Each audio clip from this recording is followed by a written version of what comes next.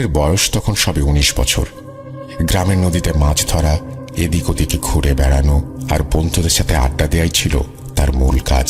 এছাড়া সাগর ও তার বন্ধুদের একটি অন্যতম প্রধান কাজ ছিল সুযোগ পেলেই মানুষের গাছ এবং বাগান থেকে ফল সহ এটা ওটা চুরি করা। এভাবেই চলতে থাকে দিনের পর দিন। বন্ধুদের সাথে মিশে ভালোই দিন কাটতে থাকে সাগরের। একদিন সাগর ও তার ৩ বন্ধু রাম, আকাশ আর বিপুল মিলে ঠিক করলো পাশের গ্রামের অমুক জায়গায় পেয়ারার বাগান থেকে তারা পেয়ারা চুরি করবে। কিন্তু দিনের বেলাতে গেলে সহজেই যে কারো কাছে ধরা পড়ে যেতে পারে, এটা ভেবে তারা ঠিক করলো যেতে হলে রাতের বেলাতেই যেতে হবে। এজন্য সকলে মিলে গভীর রাতে সেই জায়গাতে যাওয়ার পরিকল্পনা করলো।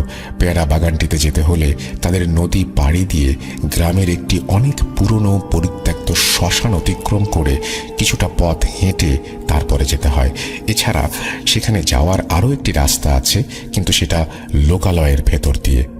আর পরিত্যক্ত শ্মশানের এই রাস্তাটি ঘিরে অনেক আগে থেকেই বেশ কিছু ভৌতিক কাহিনী থাকার কারণে সন্ধ্যার পর কেউ এই রাস্তাটি দিয়ে যাতায়াত করত না এবং রাস্তাটিতে যাতায়াত সম্পূর্ণ বন্ধ ছিল। যদি খুবই প্রয়োজন না হতো তাহলে দিনের বেলাতেও এই রাস্তা দিয়ে লোকজন তেমন একটা চলাফেরা করত না। কিন্তু কিশোর বয়সী সাগর ও তার বন্ধুদের কাছে এইসব ভৌতিক ব্যাপারগুলো ছিল একদমই অগ্রহণযোগ্য। আর শ্মশানে ওই রাস্তাটি দিয়ে দিনের বেলা লোকজনের চলাফেরা না করাটা তাদের কাছে ছিল একটি বাড়তি সুবিধা। তো যেমন কথা তেমনই কাজ। সকলে মিলে ঠিক করলো পরের দিন তারা গ্রামের শেষ মাথার বড় আম গাছটির নিচে রাত 11টার দিকে দেখা করবে এবং তারপর সেখান থেকে তারা পেয়ারা বাগানটির দিকে রওনা হবে একত্রে। ঠিক সেই কথা মতন সকলে পরের দিন রাতে সেই আম গাছটির নিচে দেখা করে। কিন্তু সেখানে উপস্থিত ছিল সাগর সহ তার বন্ধু রাম আর আকাশ। সাগর যখন অপর এক বন্ধু বিপুলের কথা জিজ্ঞেস করে তখন রাম বলে, বিপুল আজ সকাল থেকেই বেশ অসুস্থ। আমরা যখন তাকে ডাক দিতে যাই তখন দেখি সে বিছানায় শুয়ে আছে, উঠে দাঁড়ানোর শক্তি পাচ্ছে না। কিন্তু সাগরের দিব্যি মনে আছে আজ দুপুরেও বিপুলের সাথে তার স্কুলের মাঠে দেখা হয়েছিল এবং তাকে একদম সুস্থ সবল মনে হচ্ছিল। এছাড়া সে নিজেই তাকে রাতে ঠিক সময় মতো দেখা করার কথা বলেছিল। এরই মাঝে এতটা অসুস্থ হয়ে পড়ল কিভাবে সে বুঝে উঠতে পারে না। যাই হোক, বিষয়টি সাগর এতটা পাত্তা দেয় না। সবকিছু তার কাছে একদম স্বাভাবিক মনে হচ্ছিল। তখনও সে বিন্দু পরিমাণ আঁচ করতে পারেনি সামনে তার জন্য কি ভয়ঙ্কর পরিণতি অপেক্ষা করছে। সাগর ঠিক করে অপর 2 বন্ধুকে নিয়েই সে পেয়ারা বাগানে যাবে পেয়ারা চুরি করতে। একজন না থাকলেও তেমন কোনো সমস্যা হবে না সাগরের মনে হয়।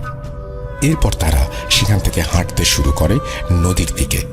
এর কিছু সময় পরে সকলে নদীর কাছে পৌঁছে যায়। সেখানে একটি নৌকা আগে থেকেই বাঁধা ছিল, যেটি মূলত সাগরদেরই নৌকা। সকলে সেই নৌকায় উঠে পড়ে এবং দ্রুত চালাতে শুরু করে। সাগরের সঙ্গে ছিল একটি ব্যাগ এবং যেটাতে সে পেয়ারাগুলো নিয়ে যাবে বলে ভেবেছিল। সকলের কাছেই একটি করে 2 ব্যাটারি টর্চ লাইট। একে অপরের সাথে গল্প করতে করতে একসময় তারা পৌঁছে যায় নদীর ওই পারে। সেখানে নেমে একটি গাছের সাথে নৌকা ভালো করে বেঁধে তারা আবারও হাঁটতে শুরু করে।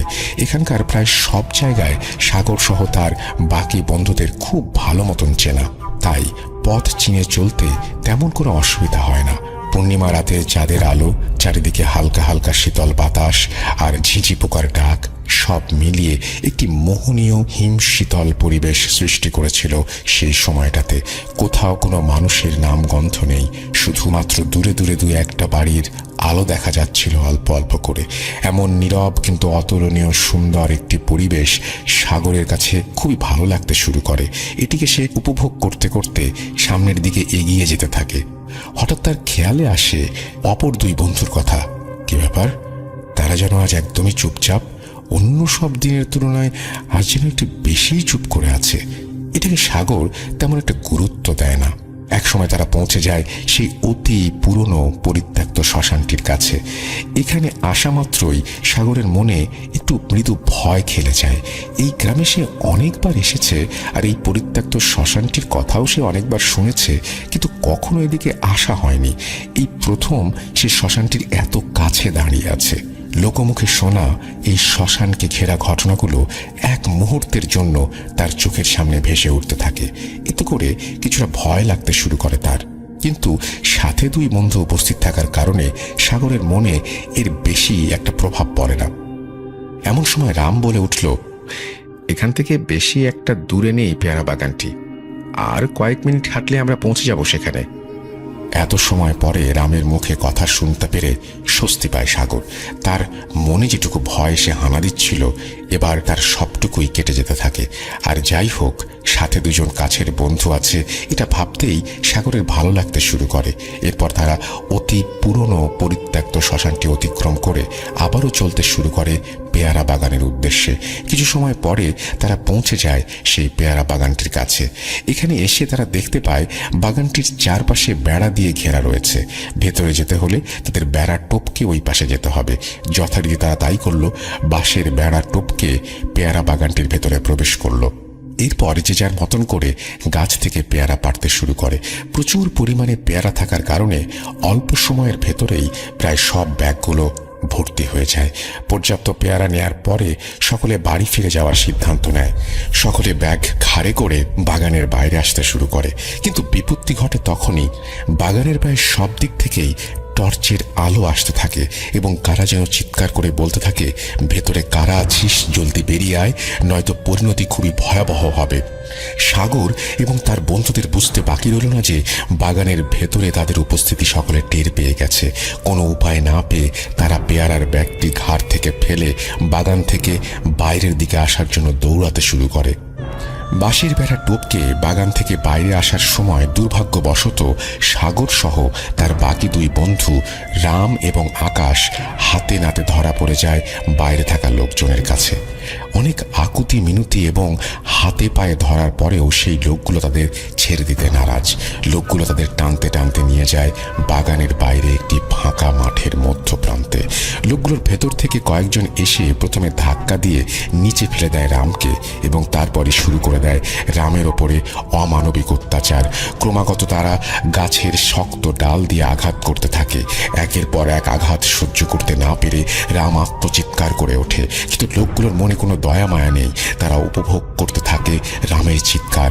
একের পর এক আঘাতের ফলে রামের মাথা ফেটে ফিনকি দিয়ে রক্ত বেরিয়ে আসে। মুখের চোয়াল ভেঙে বিকৃত আকার ধারণ করে। একসময় রামের চিৎকার বন্ধ হয়ে যায়। লোকগুলো বুঝতে পারে এতক্ষণে রাম মৃত্যুর কোলে ঢলে পড়েছে। সবকিছুই সাগরের চোখের সামনে দিয়ে ঘটতে থাকে, কিন্তু প্রতিবাদ করার মতো কোনো সাহস পাচ্ছে না। ভয়ে গলা দিয়ে কোনো কথা বের হচ্ছিল না। এরপরই তাদের ভেতর থেকে একজন লোক এগিয়ে রামের গলার ওপর দিয়ে ছুরি চালিয়ে দেয় এবং সঙ্গে সঙ্গে গলা থেকে আবারও ফিনকি দিয়ে রক্ত বেরিয়ে আসে। এটা দেখে সাগরের ভয় দ্বিগুণ বেড়ে যায়। সামান্য পেয়ারা চুরির শাস্তি যে এত কঠিন আর ভয়াবহ হতে পারে তা সে কোনোভাবেই বিশ্বাস করতে পারে না। রক্তে ভেসে যেতে থাকে চারপাশের মাটি। মনে হচ্ছে এইমাত্র বড় কোনো মাপের পশু জবাই করা হয়েছে, কিন্তু না, এটা তো রামের রক্ত, তার প্রিয় বন্ধু রামের রক্ত। দুঃখে এবং কষ্টে সাগরের বুক ভারী হয়ে কান্না আসতে থাকে। এ সময় তার ভয় আরও বাড়তে থাকে যখন সে দেখতে পায় লোকগুলো রামের সারা শরীরে তেল দিয়ে ভিজিয়ে দিচ্ছে। তার মানে কি লোকগুলো রামের শরীর পুড়িয়ে দেবে আগুনে? তখন সাগর আবারও তাদের কাছে হাত জোর করে অশ্রুসিক্ত কণ্ঠে মিনতি করতে থাকে তারা যেন রামের শরীর আগুনে পুড়িয়ে না দেয়। কিন্তু সেই কথা তারা যেন শুনতেই পেল না। এক পৈশাচিক হাসি দিয়ে লোকগুলো রামের সারা শরীরে আগুন জ্বালিয়ে দেয়। চোখের সামনে ছোটবেলার খেলার সাথী এবং প্রিয় বন্ধুকে এইভাবে পুড়তে দেখে সাগর আর নিজেকে সামলাতে পারে না। সে জ্ঞান হারিয়ে মাটিতে লুটিয়ে পড়ে। এভাবে কত সময় সাগর জ্ঞান হারিয়ে মাটিতে শুয়েছিল জানে না। যখন জ্ঞান ফিরল তখন সে দেখতে পেল যেখান থেকে জ্ঞান হারিয়েছিল ঠিক সেখানেই পড়ে আছে সে, এবং সামনে এখন একটির বদলে দুইটা অগ্নিপিণ্ড চলছে। তার মানে সে বুঝতে পারে এতক্ষণে অপর এক বন্ধু আকাশকেও এই মানুষরূপী পিশাচগুলো মেরে গায়ে আগুন লাগিয়ে দিয়েছে। লোকগুলো তখন সাগরের দিকে তাকিয়ে এক অট্ট হাসি হাসতে বলে, এবার তোর পালা। সাগর বুঝতে পারে এইভাবে থাকলে মৃত্যু অনিবার্য। ঠিক তখনই সে নিজের সম্পূর্ণ শক্তি আর সাহসকে কাজে লাগিয়ে সেখান থেকে উঠে এক দৌড় দেয়। কোন দিকে দৌড়াচ্ছে সে নিজেও জানে না। সাগরের মাথায় শুধু একটি মাত্র কথা ঘুরপাক খাচ্ছে, যে করেই হোক তাকে এখান থেকে প্রাণ নিয়ে বাঁচতে হবে। ছুটতে ছুটতে একসময় সে লক্ষ্য করে লোকগুলো থেকে সে বেশ খানিকটা দূরে চলে এসেছে। আশেপাশে তাদের দেখা যাচ্ছে না। আর এদিকে মাঠের ভেতর দিয়ে খালি পায়ে দৌড়াতে দৌড়াতে তার পা কেটে রক্ত বেরিয়ে গেছে। সে ব্যাপারে সাগর কিছুই বুঝতে পারেনি। তার শুধু মনে হয়েছে যে করেই হোক ওই লোকগুলো থেকে বাঁচতে হবে। এই জায়গায় কিছু সময় দাঁড়িয়ে একটু শ্বাস নিতে থাকে সাগর। এরই মধ্যে হঠাৎ আবারও শুনতে পায় সেই লোকগুলোর গলা। তারা দল বেঁধে তার দিকে ছুটে আসছে। সাগর পুনরায় দৌড়াতে শুরু করে। দৌড়াতে দৌড়াতে সে পৌঁছে যায় সেই পুরনো পরিত্যক্ত শ্মশানটির কাছে। সে কোনো উপায় না পেয়ে শ্মশানটির ভেতরে থাকা একটি পুরনো ভাঙা ঘরের ভেতর লুকিয়ে পড়ে। বেশ খানিকটা সময় সেখানেই থাকার পর সাগর বুঝতে পারে এত সময় লোকগুলো সেখান থেকে চলে গিয়েছে। সে যখনই ঘর থেকে বের হয়ে বাইরে আসে ঠিক তখনই একটি ভয়ঙ্কর দৃশ্য দেখে সেখানেই দাঁড়িয়ে পড়ে। সে দেখতে পায় তার থেকে সামান্য দূরে দুইটি আগুনের চিতা জ্বলছে। কিন্তু তার পরিষ্কার মনে আছে ঘরে প্রবেশের সময় এখানে সে কোনো আগুন জ্বলতে দেখেনি। তাহলে এই আগুনের চিতা জ্বালালো কে? আর আশেপাশে কোনো লোকজনও নেই, কাউকে দেখতেও পাচ্ছে না। সাগর বুঝতে পারে না এখন সে কি করবে। ঠিক তখনই সাগর একটি ভয়ঙ্কর রক্ত হিম করা দৃশ্যের সম্মুখীন হয়, যা দেখার জন্য সে কখনোই মানসিকভাবে প্রস্তুত ছিল না। সে দেখতে পায় সামনে জ্বলতে থাকা দুইটি আগুনের চিতা থেকে মানুষ আকৃতির দুটি অবয়ব তার দিকে আস্তে আস্তে এগিয়ে আসতে থাকে এবং তাদের পুরো শরীর দাউ দাউ করে জ্বলছে। এরপর সম্মিলিতভাবে দুটি অবয়ব বলতে থাকে, সাগর, আমাদের বাঁচা, খুব কষ্ট হচ্ছে, আগুনে সারা শরীর জ্বলে যাচ্ছে, এই আগুন আর সহ্য করতে পারছি না, যে করে হোক আগুন নিভিয়ে দে সাগর। এটা বলতে বলতে অবয়ব দুটি সাগরের কাছে আসতে থাকে। সাগর তখন বুঝতে পারে এটি আর অন্য কেউ নয়, আগুনে পুড়তে থাকা তার দুই বন্ধু রাম আর আকাশ। সে কি করবে কিছুই বুঝে উঠতে পারে না। আর অন্যদিকে সেই আগুনের জ্বলতে থাকা অবয়ব দ্রুত গতিতে তার দিকে এগোতে থাকে। সাগর বুঝতে পারে এখানে আর কিছু সময় দাঁড়িয়ে থাকলে তার মৃত্যু অনিবার্য। বাঁচতে হলে তাকে ছুটতে হবে। সে পুনরায় দৌড় শুরু করে। দৌড়াতে দৌড়াতে সে পৌঁছে যায় নদীর কিনারায়। দূর থেকে চাঁদের আলোতে পরিষ্কার দেখা যাচ্ছে গাছের সাথে বাঁধা নৌকাটিকে। হালকা হালকা বাতাসে নৌকাটি দোল খাচ্ছে নদীর জলে। দ্রুত গতিতে সাগর নৌকায় গিয়ে উঠে পড়ে এবং ক্ষিপ্রতার সাথে নৌকা চালাতে শুরু করে। বেশ কিছু সময় নৌকা চালানোর পর সাগর ওপারে এসে নৌকা ফেরায়। ওপারে উঠে নৌকা বাঁধতে যাবে, ঠিক সেই মুহূর্তে নদীর পাড়ের গাছটি দেখে তার খটকা লাগে। তখন সে চারপাশে ভালো মতো তাকিয়ে বুঝতে পারে সে কত বড় ভুল করে ফেলেছে। এটি সেই জায়গা যেখান থেকে সাগর প্রাণপণ বাঁচার জন্য দ্রুত নৌকা চালিয়ে চলে গিয়েছিল। কিন্তু হায়, সাগর মনে মনে ভাবতে থাকে হয়তো ভুলবশত সে পুনরায় একই স্থানে ফিরে এসেছে। সে আবারও নৌকায় উঠে পড়ে দ্রুত গতিতে। যখনই নৌকা ছাড়তে যাবে ঠিক তখনই সেই মুহূর্তে কেমন যেন একটা গরম তাপ অনুভব করে পেছন থেকে। আর যখনই সাগর পেছন ফিরে দেখতে গেল ঠিক তখনই সেই আগুনে পুড়তে থাকা দুই বন্ধু জ্বলন্ত অবস্থায় নৌকায় দাঁড়িয়ে আছে দেখতে পায়। জ্বলন্ত অবস্থায় তাদের চেনা যাচ্ছে না। গায়ের সমস্ত মাংস পুড়ে গেছে আর সেই পোড়া গন্ধে চারপাশের পরিবেশ ভারী হয়ে এসেছে। সাগরের মনে হতে থাকে তার হাত পা কেমন যেন শক্ত কাঠের মতো হয়ে গেছে, নড়াচড়া করার শক্তিও পাচ্ছে না। ঠিক সেই সময়ে জ্বলন্ত অবয়ব দুটি বলতে শুরু করে, আমাদের ফেলে যাস না সাগর, তুই আমাদের সাথে থাক, হায় হায় আমাদের কাছে। এই বলে সেই জ্বলন্ত অবয়ব দুটি হাসতে থাকে। সাগর তত সময় বাঁচবো আশা হারিয়ে ফেলেছে। তার বুঝতে আর বাকি রইল না যে আজই তার শেষ দিন। নৌকার উপরে থাকা দুটি জ্বলন্ত অবয়ব তখন আস্তে আস্তে সাগরের দিকে অগ্রসর হতে থাকে। সাগর দেখতে পায় আগুন জ্বলতে থাকা দুটি অবয়ব থেকে একটি অতিরিক্ত আগুনের চাপে হাড় ভেঙে নদীর জলে পড়ে যায়। কিন্তু জ্বলতে থাকা অন্য অবয়বটি তখনও সাগরের দিকে ধীরে ধীরে এগিয়ে আসতে থাকে। এরই মধ্যে সাগর বুঝতে পারে নদীর পাড়ে দাঁড়িয়ে আছে মানুষরূপী সেই হিংস্র লোকগুলো। যারা সবাই সাগরের দিকে তাকিয়ে সম্মিলিতভাবে অট্টহাসি হাসতে থাকে। আশেপাশের পরিবেশ সাগরের কাছে নরকের মতন মনে হতে থাকে। বাঁচার সব আশা বিসর্জন দিয়ে সাগর নদীতে এক লাফ দেয়, শরীরের শেষ শক্তি দিয়ে সাঁতার কাটতে থাকে। একসময় সাগর দেখতে পায় দূরে কারা যেন সাগর সাগর বলে চিৎকার করতে করতে একটি নৌকা নিয়ে ছুটে আসছে। সাগরের মনে আবারও বাঁচার কিঞ্চিত আশা ফুটে ওঠে। সে যতটুকু সম্ভব দ্রুত সেদিকে এগিয়ে যেতে থাকে। নৌকার কাছে আসা মাত্র সাগর দেখতে পায় সেখানে তার বাবা সহ তার সেই 3 বন্ধু রাম, আকাশ আর বিপুল দাঁড়িয়ে আছে। তারা দ্রুত জল থেকে সাগরকে নৌকায় টেনে তোলে। নৌকায় ওঠার পর সাগরের মাঝে আর একটু শক্তিও অবশিষ্ট ছিল না।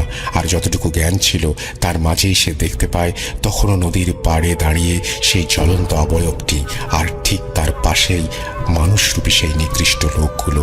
এরপর আর কিছু মনে নেই সাগরের। জ্ঞান হারিয়ে ফেলে সে।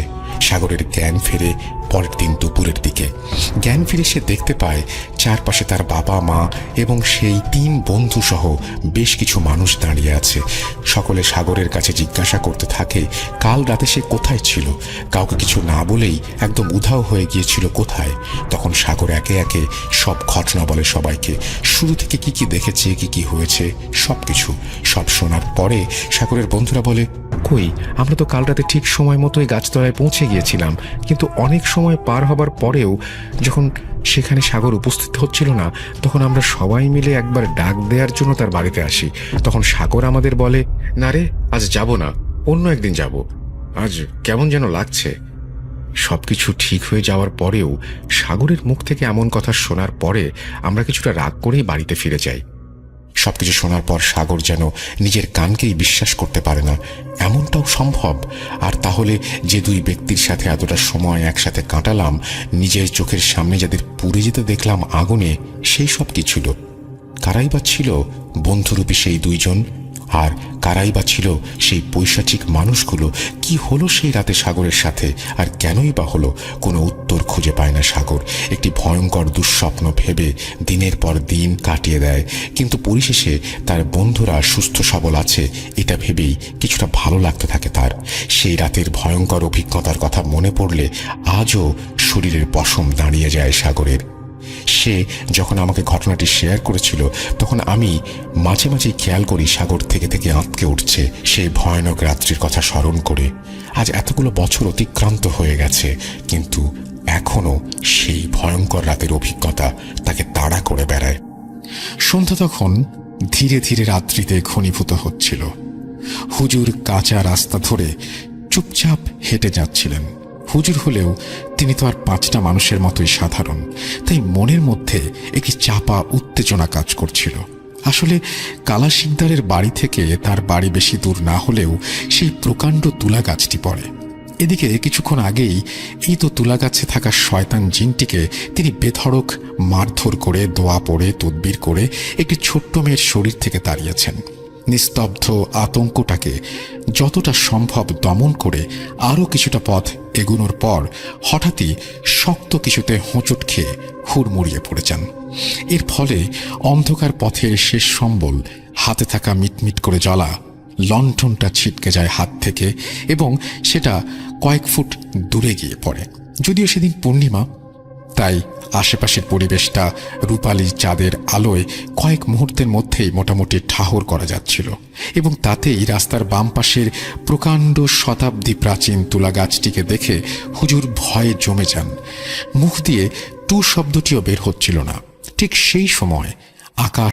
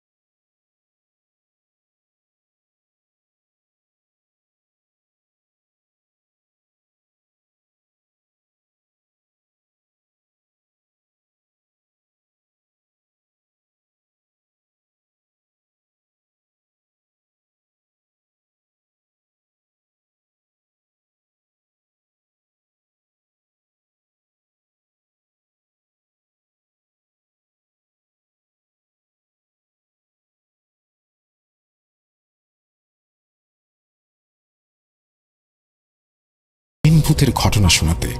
দাদি বয়স্ক মানুষ, কয়েক মুহূর্ত চুপ থাকার পর একটু খুক খুক করে কেশে গায়ের চাদরটা আরো একটু আঁটো সাঁটো করে মুড়ি দিয়ে বললেন, তিনি কারি হুজুরের একটা ঘটনা বলবেন। ঘটনাটি আমাদের এলাকার একজন বিশিষ্ট হুজুর কারি সাহেবের জীবনের একটি অন্ধকার অধ্যায়। সেই ঘটনার পরিপ্রেক্ষিতে হুজুরের জীবনে যে নির্মম পরিণতি নেমে এসেছিল তা এলাকার বয়স্ক মানুষ সহ অনেকে জানলেও কোনো কারণে আমার আর শোনা হয়ে ওঠেনি। তাই আমি বেশ আগ্রহের সাথে নড়ে চড়ে বসি। আজ থেকে প্রায় 40-50 বছর আগে ঘটলেও এখনো এলাকার অনেক মানুষ আছেন যারা সেই ভয়ঙ্কর দৃশ্যপটের চাক্ষুষ সাক্ষী। তাদের মধ্যে আমার দাদি একজন। কারি সাহেবের বয়স এখন প্রায় 70-80 হবে।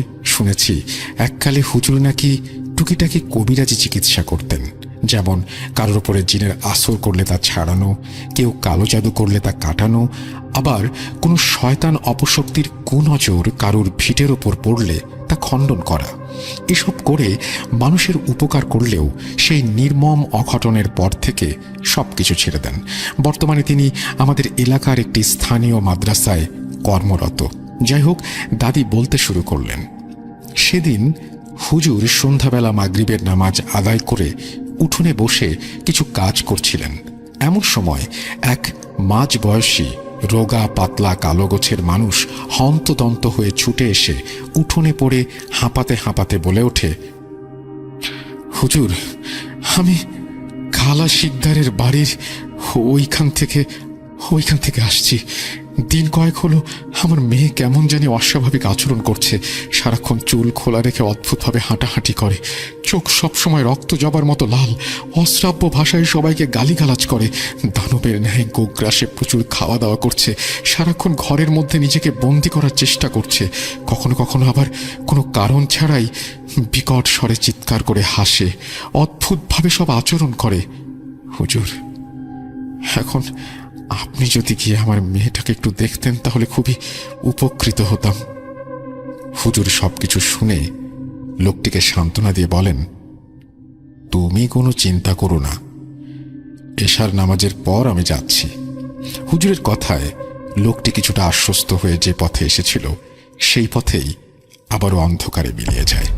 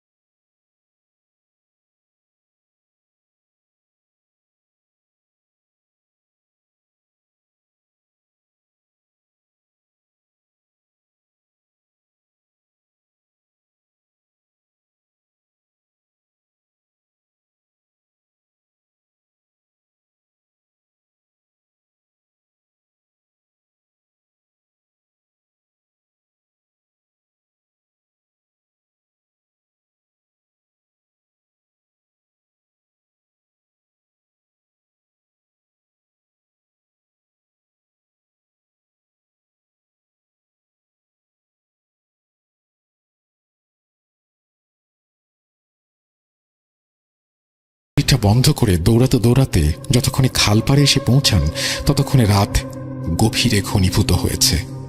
শয়তানটার ভয়ে পালাতে গিয়ে লণ্ঠনটা গাছতলায় ফেলে এসেছিলেন। অগত্যা ভরা চাঁদের রূপালী আলোয় ঠাহর করে সরু বাঁশের সাঁকোয় পা রাখবেন, ঠিক সেই সময় সাঁকোর নিচে খালপাড়ের ঝোপঝাড়ের মধ্য থেকে একটি বাচ্চা শিশুর কান্নার শব্দ ভেসে আসে। এত রাতে ব্যাপারটা অস্বাভাবিক হলেও কারি সাহেবের খুব মায়া লাগে। বোধ বুদ্ধি হারিয়ে মনে মনে বলতে থাকেন যে হয়তো কোনো নিকৃষ্ট মানুষ বাচ্চাটিকে ফেলে দিয়ে গেছে। তিনি কোনো কিছু খেয়াল না করে তাড়াতাড়ি তার সেই শব্দ অনুসরণ করে ঝোপঝাড় সরিয়ে বাচ্চাটির কাছে যান এবং তাকে কোলে তুলে নেন। কাছে কোনো আলো না থাকলেও চাঁদের আলোতে তিনি স্পষ্ট দেখতে পাচ্ছিলেন একটি সদ্যজাত শিশু। নিঃসন্তান কারি সাহেব পরিবেশের অস্বাভাবিকতাকে তোয়াক্কা না করে শিশুটিকে বাড়ি নিয়ে যাওয়ার সিদ্ধান্ত নেন। মনে মনে বলেন যে বউয়ের হাতে বাচ্চাটিকে দিলে সে খুব খুশি হবে। কারি সাহেব বাচ্চাটিকে কোলে নিয়ে মনের আনন্দে সাঁকোটা পার হতে যাবেন, ঠিক সেই সময় অতি প্রাকৃতিক একটি ঘটনা ঘটে। কারি সাহেব আতঙ্কে বিস্ফারিত দৃষ্টিতে দেখেন বাচ্চাটি ক্রমশ ওর কোলে ধীরে ধীরে বড় হচ্ছে এবং অদ্ভুতভাবে তার শরীর থেকে অজস্র কাঁটা বেরিয়ে আসছে। কি বিভৎস ভয়ঙ্কর দেখাচ্ছিল। ততক্ষণে কারি সাহেবের ভ্রম ও বাচ্চাটির প্রতি মায়া কেটে গেছে। তিনি এবার পরিষ্কার বুঝতে পারছিলেন এটি সেই শয়তান জিনেরই কাজ। আর দেরি না করে আল্লাহর নাম নিয়ে আয়াতুল কুরসি পড়তে পড়তে বাচ্চাটিকে খালের পানিতে ফেলে কারি সাহেব এক নিঃশ্বাসে বাড়ির উদ্দেশ্যে দৌড়াতে থাকেন। দৌড়ানোর সময় পেছন থেকে বয়ে আসা ঠান্ডা বাতাসের সাথে দূর থেকে একটি ফ্যাঁস ফ্যাঁসে কণ্ঠস্বর ভেসে আসে, আমি তোকে ছাড়ব না, তোকে নতুবা তোর বংশকে শেষ করব। কারি সাহেব ছুটতে ছুটতে বাড়ি পৌঁছে হাঁপাতে হাঁপাতে চিৎকার করে ওনার স্ত্রীকে ডাকতে থাকেন। কারি সাহেবের চিৎকার শুনে স্ত্রী ধরফর করে উঠে দরজা খুলে দেখেন কারি সাহেব দালানের উপরে পড়ে আছেন। কারি সাহেবের স্ত্রী তাড়াতাড়ি পানি নিয়ে এসে খেতে দিলে ঢক ঢক করে তিনি পানি খেয়ে একটু ধাতস্থ হয়ে গভীর স্বরে বলে ওঠেন, তোমাকে কতবার বারণ করেছি, 3 বার ডাক না দিলে দরজা খুলবে না। দেখো, এর জন্য একদিন বড় কোনো বিপদ ঘটবে। এর সপ্তাহ 2 কেটে যায়, কোনো সমস্যা হয়নি। 2 সপ্তাহ বাদে আবারও একটি কবিরাজি কাজের ডাক আসে পাশের গ্রাম থেকে। ফিরতে রাত হবে দেখে কারি সাহেব ওনার স্ত্রীকে পঁই পঁই করে বলে যান যে 3 বার না ডাকলে সে যেন দরজা না খোলে। রাত তখন গভীর। কারি সাহেবের জন্য অপেক্ষা করতে করতে ওনার স্ত্রী কখন যে ঘুমিয়ে পড়েছেন খেয়াল ছিল না। কারি সাহেবের কণ্ঠে তন্দ্রাচ্ছন্ন অবস্থায় উঠে গিয়ে দরজা খুলতে আতঙ্কে কাঠ হয়ে যান। ঠিক তার কিছুক্ষণ পর কারি সাহেব এসে দালানের সামনে যে দৃশ্যটি দেখেন তা দেখার জন্য তিনি মোটেও প্রস্তুত ছিলেন না। বুক ফাটা আর্তনাদে আশেপাশের পাড়া প্রতিবেশীরাও ছুটে আসে। প্রতিবেশীরা এসে এক অদ্ভুত দৃশ্য দেখে। কারি সাহেব দালানে বসে চিৎকার করে কাঁদতে কাঁদতে কপাল চাপড়াচ্ছেন। পাশে অদ্ভুতভাবে ওনার স্ত্রীর নিথর দেহটা পড়ে আছে। পরদিন সকালে খবরটা গ্রামে উঠে যায়। কয়েকজন মহিলার সঙ্গে আমরাও যাই দেখতে। গিয়ে যে দৃশ্যটি দেখি তা সত্যিই বিভৎস, ভয়ঙ্কর। কারি সাহেবের স্ত্রীর দেহটা দালানের উপর পড়েছিল, মাথাটা দুমড়ে মুচড়ে পেছন দিকে ঘোরানো, হাতগুলো সব বেঁকে উল্টো দিকে মোচড়ানো। শুনেছি পরবর্তীতে ওনার স্ত্রীকে দাফন দেওয়ার পর কারি সাহেব শেষবারের মতো সেই শয়তান জিনটিকে হাজির করেন এবং জানতে চান যে কে এই নিকৃষ্ট কাজটি করলো। আমি এখানে একটু বলে রাখি যে সম্ভবত কারি সাহেবের স্ত্রীর সাথে কি ঘটেছিল সেটা তো জানেন না, কারি সাহেবের রূপে কেউ এসেছিল কিনা, কারণ স্ত্রী তো মারাই গেছেন, সুতরাং তিনি তো আর ঘটনার বাকি অংশটি বলতে পারেননি। সম্ভবত এটি কারি সাহেব অনুমান করেই বলেছেন। উত্তরে শয়তান জিনটি যখন তাকে জানতে চাওয়া হয় যে কে এই নিকৃষ্ট কাজটি করলো, শয়তান জিনটি বলেছিল যে আমি তোকে বলেছিলাম যে হয় তোকে নাহলে তোর পরিবারকে আমি শেষ করে দেব। এরপর কারি সাহেব নাকি জিনটিকে বোতল বন্দি করে কোথাও পুঁতে দিয়ে আসেন এবং পরবর্তীতে তিনি আর কখনো কারোর কবিরাজের চিকিৎসা করেননি এবং আজ পর্যন্ত উনি আর কারোর সাথে খুব একটা কথাবার্তাও বলেন না। এই বলে ঘটনা শেষ করে দাদি ঘরের ভেতরে উঠে চলে যান। দাদি উঠে চলে গেলেও আমি ঠায় কাঠ হয়ে বসেছিলাম। মনের মধ্যে গত বছরের স্মৃতিগুলো তখনও জলজল করে উঠছিল। কিভাবে সামিয়া আপু সেই হিন্দু জিনের কবলে পড়েছিল তা মনে করতেই আতঙ্কে আমার শরীরটা কেঁপে ওঠে। সামিয়া আপু আমার বান্ধবী নাজিহার মামাতো বোন। প্রসঙ্গত বলে রাখি, নাজিহার মামার বাড়িও পাশের গ্রামে ওই কালা শিকদারের পাড়ায়। পরবর্তীতে পার্শ্ববর্তী গ্রাম হলেও দুই গ্রামের সংযোগ স্থল হচ্ছে খাল ও খালের পাড়ের রাস্তাটা, যা আমাদের গ্রামের অন্তর্ভুক্ত। আর দৈবতক্রমে সেই রাস্তাতেই ওই প্রকাণ্ড তুলা গাছ এবং তার পাশে আমাদের গ্রামের হিন্দুদের কালীবাড়ি মন্দির। সালটা 2016 নভেম্বর মাস। আমি তখন ক্লাস 7-এ পড়তাম। সেদিন বিকেলে আমি গ্রামার বই আনতে নাজিয়াদের বাসায় যাই। সেখানে পৌঁছে দালান পেরিয়ে বৈঠকখানায় প্রবেশ করতেই দেখি নাজিয়ার মামাতো বোন সামিয়া আপু বসে একটি চৌকিতে চুপচাপ কাঠ হয়ে বসে আছে। চোখ জোড়া যেন কোটরে ঢুকে গেছে তার। চোখের তলায় এক প্রস্থ জমাট বাঁধা কালি। দেখে মনে হচ্ছিল যেন রক্ত স্বল্পতায় ভুগছেন। নাজিহার আম্মু সামিয়া আপুর মাথায় হাত বুলিয়ে দিচ্ছিলেন। ওর পাশে ওর আব্বা ও মামা দাঁড়িয়ে কিছুটা আলোচনা করছিলেন। আমি উপস্থিত সবাইকে সালাম জানিয়ে আর বিশেষ কিছু না বলে অনুমতি নিয়ে নাজিহার ঘরে চলে যাই। বই নিয়ে বাড়ি ফেরার পরেও সামিয়া আপুর মুখটা ভীষণ মনে পড়ছিল, ভুলতেই পারলাম না। কয়েকদিন আগেও সে এসেছিল, কি ফুটফুটে প্রাণোচ্ছল অপরূপ সুন্দর একটি মেয়ে, অথচ আজ তার একই অবস্থা। নাজিয়ার বাড়িতে লোকজন থাকায় তখন আর তেমন কিছু জিজ্ঞেস না করেই বাসায় ফিরে এসেছিলাম। পরদিন স্কুলে গিয়ে নাজিয়ার কাছে সমস্ত বিষয় জানতে চাইলে নাজিয়া প্রথমে বলতে চাইছিল না, পরে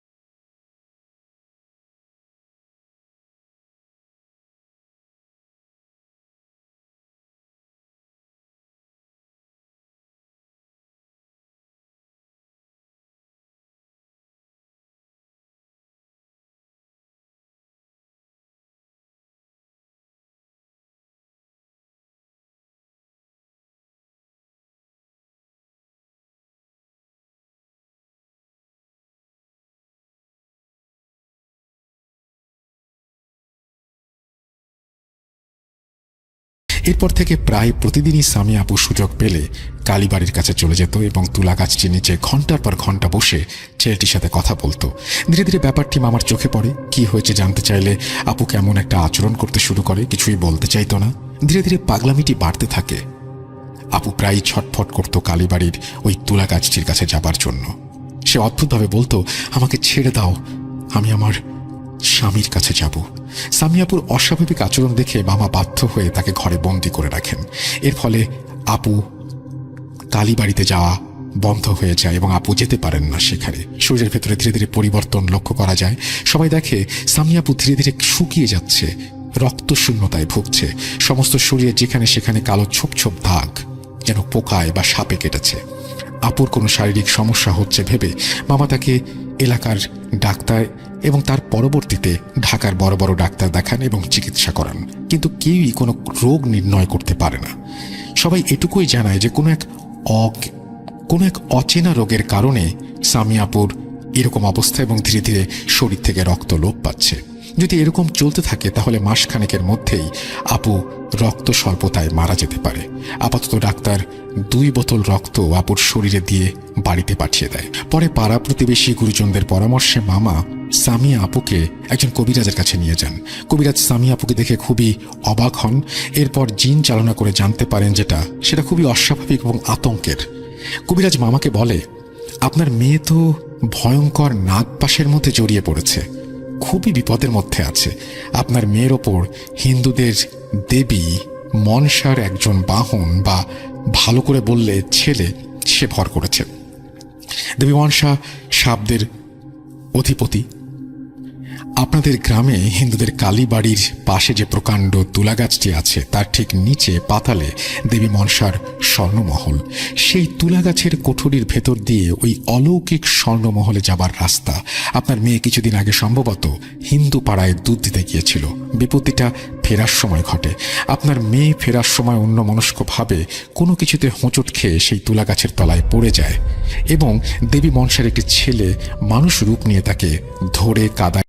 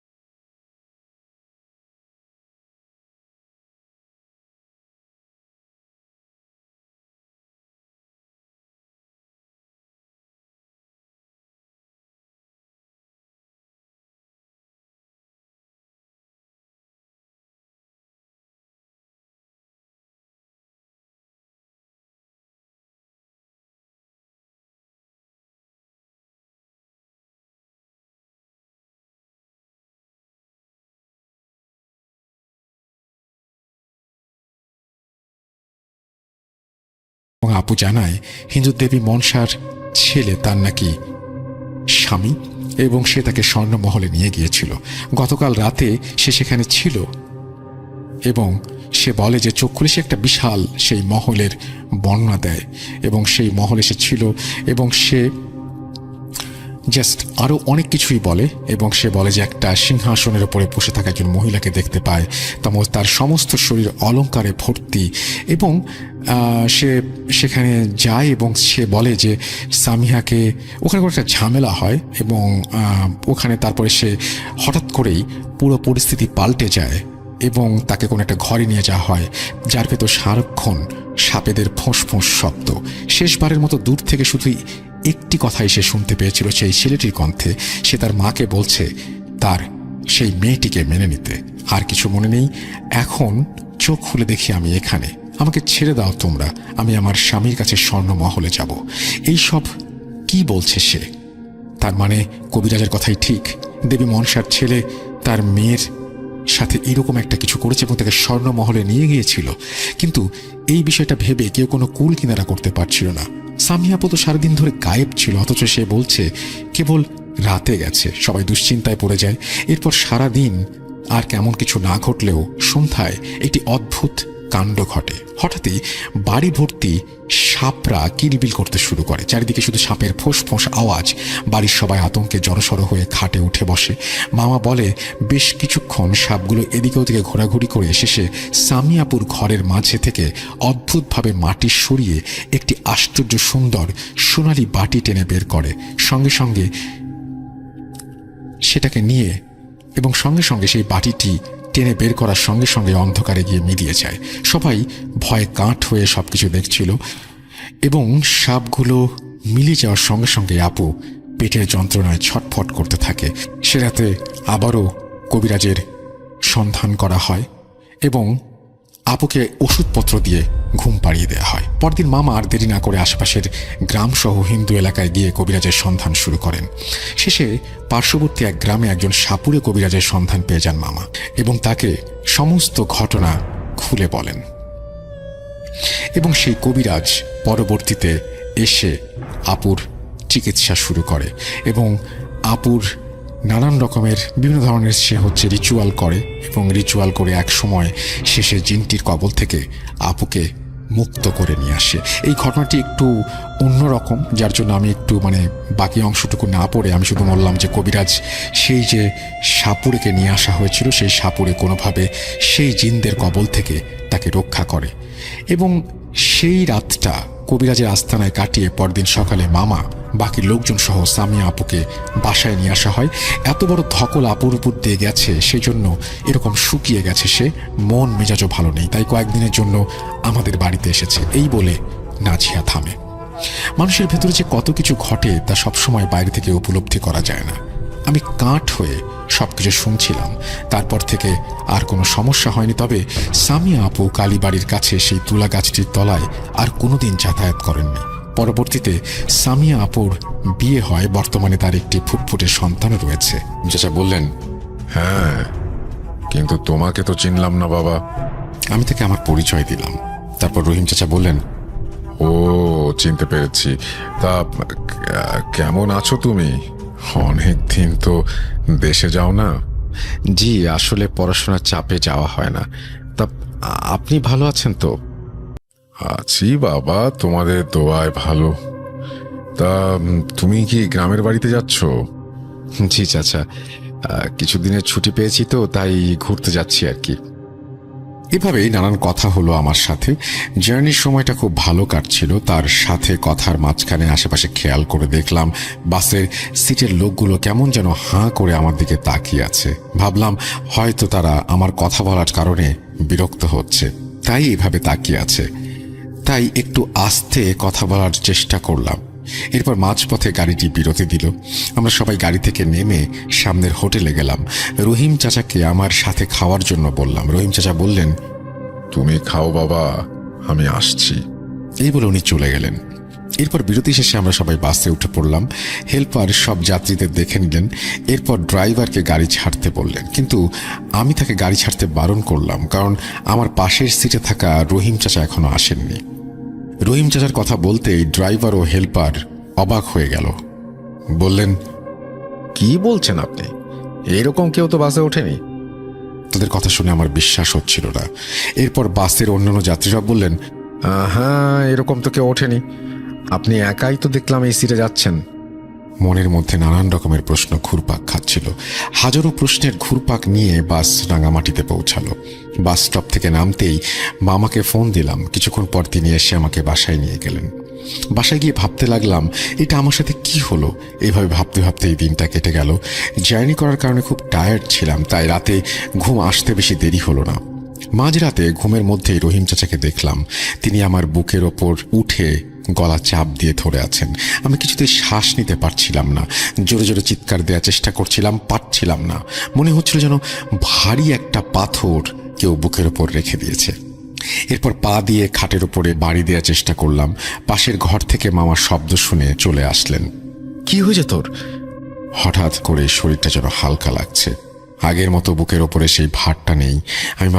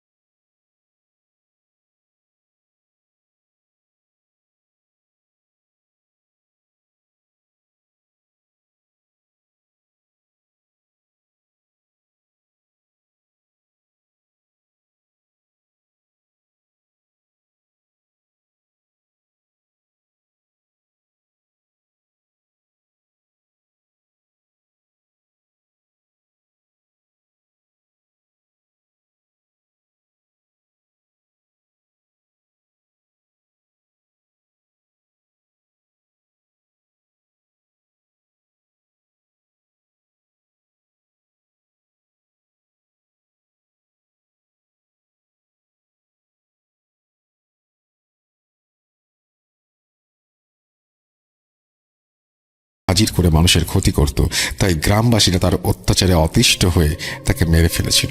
আমি জিজ্ঞেস করলাম, কবর দিয়েছেন কোথায়? গ্রাম থেকে একটু দূরে, কিন্তু নদী ভাঙনে তার কবরটা নদীতে বিলীন হয়ে গেছে। তবে এরপর থেকে ওনাকে অনেকেই দেখেছে। তাদের কথা শুনে আমি বাসায় চলে আসলাম। বাসায় এসে মামাকে সবটা খুলে বললাম। তার সাথে আগে থেকে যে এত কিছু হয়েছে সেটাও বললাম। রহিম চাচা আগে থেকে নাকি এমন কাজ করতেন, তবে সবাই আগে বুঝতে পারেনি। যখন গ্রামবাসীর ক্ষতি হতে লাগলো তখন তারা সবাই ক্ষিপ্ত হয়ে উঠল। পরে একদিন সবাই ক্ষিপ্ত হয়ে তাকে পিটিয়ে মেরে ফেলেছিলেন। তারপর থেকে তার আত্মা সবাই কোনো না কোনো জায়গায় দেখতে পায়, এবং আমিও হয়তো সেটা পেয়েছি। এরপর মামা দূরে একটা কবিরাজের সন্ধান পেলেন। মামার কথা মতো যেটুকু বুঝলাম, কবিরাজটা অনেক কাজের। আমরা তার পরের দিন ওই কবিরাজের কাছে গেলাম। তার কাছে যেতেই তিনি আমাদের দিকে তাকিয়ে বললেন, তোমরা কেন এসেছো আমি জানি, আমার সামনে বসো। তারপর বললেন, তোমার উপর খারাপ একটা আত্মা ভর করেছে, সেটা তোমাকে ছেড়ে যেতে চাচ্ছে না, তবে আমি চেষ্টা করব সে যেন তোমাকে ছেড়ে যায়। এরপর কবিরাজ তার নিজের মাধ্যমে ওই আত্মাটিকে হাজির করতে চাইলেন, কিন্তু দেখলাম কবিরাজ ধ্যানে বসে কি সব পড়তে লাগলেন। হঠাৎ করে শুনতে পেলাম কবিরাজের কণ্ঠটা কেমন যেন বদলে গেল। তার কণ্ঠ ধরে কে যেন আমাদেরকে সালাম দিল। তারপর বলল, তোমার উপরে যে আত্মাটা ভর করেছে সেটা আর কেউ নয়, সেটা হলো তোমার গ্রামের রহিম চাচা, যাকে তোমাদের গ্রামের লোকজন পিটিয়ে মেরেছে। আসলে সে প্রতিশোধ নিচ্ছে, তোমরা যে তাকে মেরে ফেলেছিলে এই জন্য। আর এছাড়াও তার কবর দেওয়ার পরও তার কবরটা ভেঙে গিয়েছিল নদী ভাঙনের কারণে, যা ঠিক করা হয়নি। তখন আমি জিজ্ঞেস করলাম, সেটা আপনি কি করে বুঝলেন? কেন ধরেছেন উনি? তখন কবিরাজটি বললেন, এই গ্রামে যারাই আসে তাদের ওপরেই ভর করে পারলে তাদের ক্ষতি করে। তখন আমরা বললাম, এটা থেকে মুক্তি পাবো কিভাবে? কবিরাজ বললেন, আমি এখান থেকে মুক্তির ব্যবস্থা করছি, কিন্তু আপনারা গ্রামবাসীরা সবাই মিলে ওর জন্য বড় একটা দোয়ার আয়োজন করেন, যাতে করে আত্মাটা মুক্তি পায়। কবিরাজের সাথে কথা শেষ করে আমরা গ্রামে ফিরে আসলাম। তারপর গ্রামের সবাই মিলে একটা বৈঠকে বসলাম। সবাই মিলে ঠিক করলাম ওর জন্য বড় একটা দোয়ার আয়োজন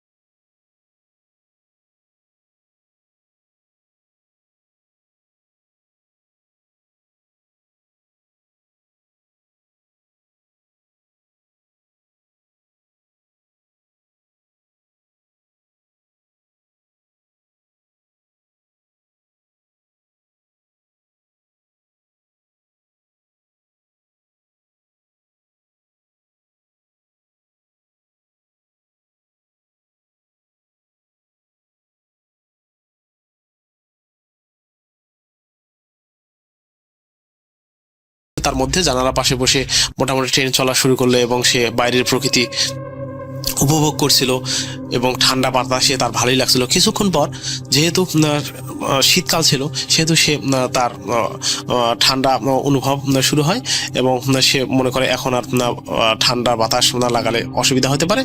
এই জন্য সে উঠে যেই জানালা বন্ধ করতে যাবে রাসেল ভাই, সেই ট্রেনের ওই বগিরই আর এক পাশ থেকে আর এক কোনার এক সিট থেকে সেই বুড়ো চাষা যে রেল স্টেশনে বসেছিল সেই চাষাই তাকে বলে উঠলো, জানালা লাগাতে যাবেন না, জানালা লাগানোর চেষ্টাও করবেন না, আর এই ট্রেনের জানালা দরজা কখনো কেউ লাগাতে পারে না, ইচ্ছা অনুযায়ী লাগাতেও পারে না, খুলতেও পারে না। এই ট্রেনে জানালা দরজা একাই খুলে যায়, একাই বন্ধ হয়ে যায়। তখন সে হঠাৎ বিস্মিত হয়ে উঠে বলল, আরে আপনি, আপনাকে না আমি দেখলাম রহিমগঞ্জ স্টেশনে, আপনি সেই কাঠের ব্রেঞ্চের মধ্যে বসেছিলেন, তাহলে আপনি এখানে কিভাবে আসলেন, আর আপনি উঠলেনই বা কি করে? তখন লোকটি বলল, আমি আপনার পিছন পিছন উঠেছি, হয়তো আপনি খেয়াল করেননি। তখন সে বিস্মিত হয়ে ডাক্তার আঙ্কেল আবার বলল যে, আপনি এ কি বললেন, জানালা লাগাবো না কেন? আমার ঠান্ডা লাগছে, আমি আমার পাশের জানালা লাগাবো, আপনার জানালা খোলা আছে, আপনি আপনার জানালা খোলা রাখেন, এতে কি সমস্যা? লোকটি গম্ভীর গলায় বলে উঠল, সমস্যা তো আছে, এই জানালা দিয়ে আমাদের মতো কিছু লোক ট্রেনে ওঠে। তখন সে বিস্মিত হয়ে উঠে বলল, ট্রেনে ওঠে মানে? ট্রেনে ওঠার জন্য তো ট্রেনের দরজাই খোলা আছে, আমি তো ট্রেনের দরজা বন্ধ করছি না, তাহলে আমাকে নিষেধ করছেন কেন? তখন সে আর কোনো কথা না বলে বিস্মিত হয়ে জানালা বন্ধ, সে অনেক চেষ্টা করলো কিন্তু জানালা লক হয়েছিল, বন্ধ করতে পারলো না। সে তার বৃথার চেষ্টায় সে জানালা থেকে অনেক দূর সিটের কোনায় এসে বসলো এবং কিছুক্ষণ বাইরের দৃশ্য দেখছিল। দেখতে দেখতে হঠাৎ সে দেখলো যে একটা পরের স্টেশন সে পার হয়ে যাচ্ছে, অনেক লোকজন দেখা যাচ্ছে।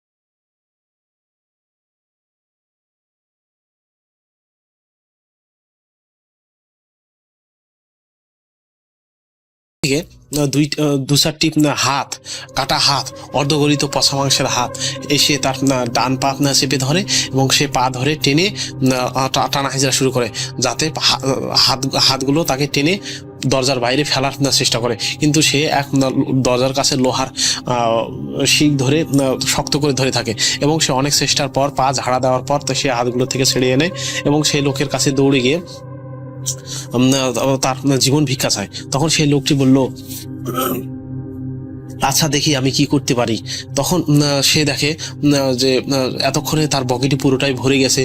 সেই বগির মধ্যে কেউ তাস খেলাচ্ছে, কেউ আবার দুজনের সাথে গল্প করছে, সে দম্পতির কোলে এক বাচ্চা ঘুমাচ্ছে।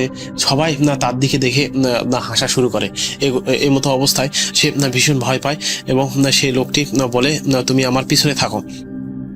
তখন সে অশিরির সামনে যায় লোকটি এবং তার যে অবশিষ্ট পাটি ছিল রাসেল ভাই ডান পা, সে পাটি সামনের দিকে বাড়িয়ে দেয় এবং সে অশিরিগুলো নিজ নিজ সিট থেকে উঠে তার পা থেকে মাংস খুবলে খাওয়া শুরু করে এবং তার পা থেকে ফিনকি দিয়ে রক্ত বের হওয়া শুরু করে এবং সেই লোকটি বিদঘুটে বিকট আওয়াজ করে চিৎকার করা শুরু করে। এই অবস্থা দেখে রাসেল ভাই ডাক্তার সাহেব আর বেশিক্ষণ তার সেন্স ধরে রাখতে পারেনি, সে সেন্সলেস হয়ে যায়। যখন তার জ্ঞান ফেরে তখন সে গভীর রাতে দেখে, কত রাত হয়েছে সে জানে না, সে দেখে সেই রহিমগঞ্জ স্টেশনের সে বেঞ্চে সে শুয়ে আছে এবং তার পাশেই বসে আছে সেই বৃদ্ধ চাচা। সেও তাকে দেখে তড়িঘড়ি করে উঠে বসে এবং বলে, আপনি কি করে সেই ট্রেন থেকে আপনি বেঁচে ফিরলাম? কি করে সম্ভব? ওই ট্রেন থেকে কি করে ওই ট্রেনের ভিতরে ছিলাম তো আমরা, কি করে আমরা সেই স্টেশন রহিমগঞ্জ স্টেশনে আবার এসে পড়লাম? তখন সে লোকটি বলে, তোমাকে বাঁচাতে গিয়ে আমার এই পাখানা আমাকে বিসর্জন দিতে হয়েছে। তখন বললো যে বিসর্জন দিতে হয়েছে, আমরা না মরে কিভাবে বেঁচে ফেললাম? তখন লোকটি বলল, আমাকে না মারার কারণ হচ্ছে তারা ছিল আমারই গ্রামের মানুষ। তখন ঘটনার যে মেইন টুইস্টার আসলে হয়, সেই টুইস্টার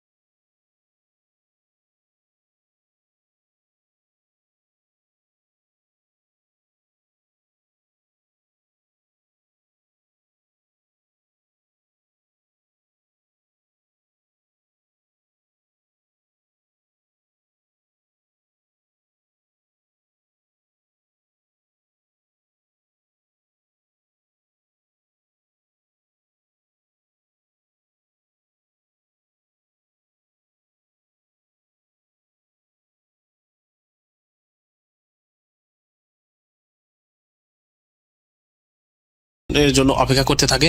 সকালে সেই শোনে এক লোমহর্ষক ঘটনা, যে ট্রেনটি ছেড়ে গেছে, যেই ট্রেনের মধ্যে তার গ্রামের সহ অন্যান্য গ্রামের লোকজন ছিল, সেই ট্রেনটি কয়েকটা স্টেশন পার হওয়ার পর এক স্টেশনে বিকট দুর্ঘটনার কারণে সে ট্রেনে যতগুলো যাত্রী ছিল রাসেল ভাই কাকতালীয়ভাবে সবাই ট্রেনে কাটা পড়ে মারা যায়। তো এই দুর্ঘটনার মূলে ছিল তখনকার দিনে বিভিন্ন মাওবাদী সংগঠন ছিল, যারা রাতের বেলা বিভিন্ন স্টেশনে রেলের পাত কেটে এই ধরনের রেলের দুর্ঘটনা ঘটাতো। তারা বিভিন্ন ট্রেনে ডাকাতি করত। তো তাদের এই রেলপাত কাটার কারণে সেই ট্রেন দুর্ঘটনাটি ঘটে।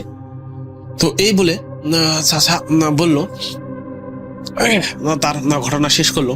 ঘটনা শেষের পর ভীত সন্ত্রস্ত কণ্ঠে এবং আমতা আমতা কণ্ঠে ডাক্তারমশাই বলে উঠলো, চাচা আপনার নামটা কি জানতে পারি? তখন সে চাচা বলল, আমার নাম মতি মিয়া। এই বলে কিছুক্ষণ পর তারা নিস্তব্ধ ভাবে বেঞ্চে বসেছিল, কেউ কারোর সাথে কথা বললো না আর। তো রাসেল ভাই কিছুক্ষণ পরেই ভোর 4টার সেই ট্রেনটি আসে। সেই ট্রেনে করে সে ডাক্তার বাড়ির উদ্দেশ্যে রওনা দেয়। যেহেতু কয়েকদিন ছুটি ছিল, সেই ছুটিতে গিয়ে সে অসুস্থ হয়ে পড়ে এবং পরিপূর্ণ সুস্থ হওয়ার পর কয়েকদিন থেকে আবার সে হাসপাতালে সে ব্যাক করে। হাসপাতালে ব্যাক করার পর চাচা প্রথমেই সেই চাচার গ্রামের এক কর্মচারী সে হাসপাতালে কাজ করতো। তখন সেই কর্মচারীকে ডেকে সে ডাক্তার সাহেব বলল যে, তুমি কি মতি মিয়ার নাম জানো? মতি মিয়া কে ছিল তুমি কি জানো? তোমার গ্রামে কি মতি মিয়া বলে কেউ ছিল? তখন সে কর্মচারীটা বলে, চিনব না কেন, সে তো একজন ভালো মানুষ ছিল। সারা জীবন তার বিভিন্ন কাজকর্ম মানুষের সেবার জন্য করে গেছেন। এমনকি আমরা যে হাসপাতাল দেখছেন, এই হাসপাতাল চাকরি করছি, এই হাসপাতালের জায়গাটা তারই জমি, সে হাসপাতালের নামে দান করে দিয়ে যায়। সে সারা জীবন গ্রামের লোকজনের কথা কল্যাণ নিয়ে ভাবনা চিন্তা করতো। এই তো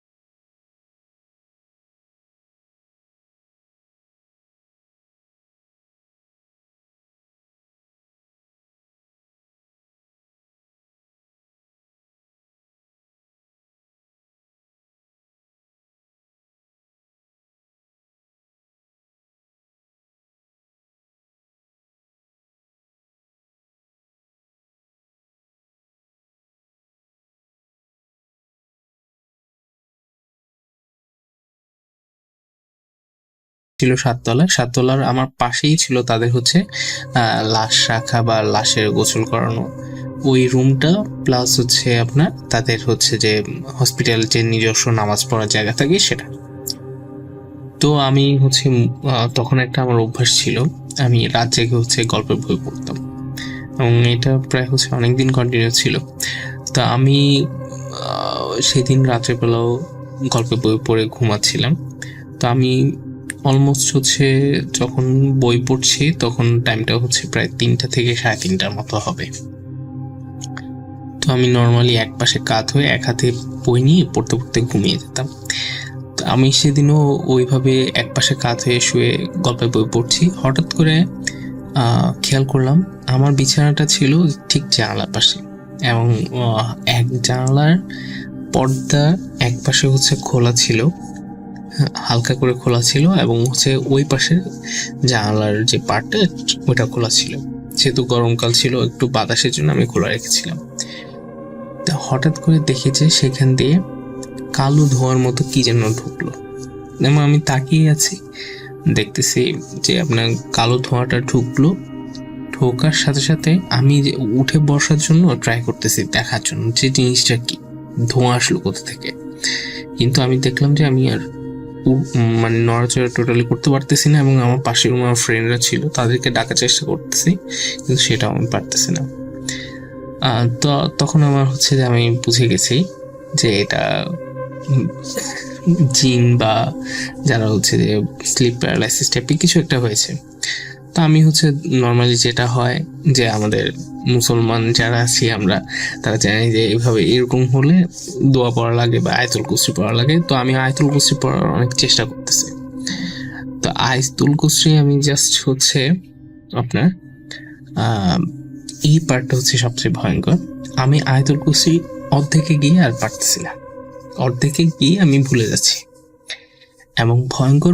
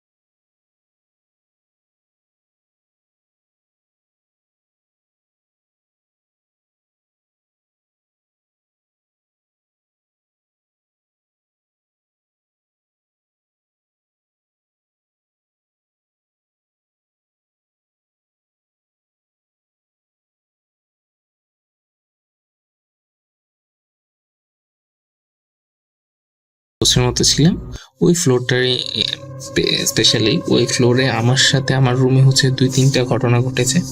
আর একদিন আমার ফ্রেন্ড ছিল, সেই ফ্রেন্ড জানালার পাশে বসে বসে গল্প করছিল, সেই ফ্রেন্ডকে একটা থাপ্পড় দিয়েছে এবং এটা হচ্ছে যে ও হচ্ছে একদম বসা অবস্থায় জানালার পাশে বসে বসে সে হচ্ছে কথা বলতেছিল ফোনে, হঠাৎ করে এসে তাকে থাপ্পড় দিছে। তো এরপর আমার আম্মার সাথে হচ্ছে আমার আম্মা এসেছিল, তখন আম্মার সাথে হয়েছে। তো এই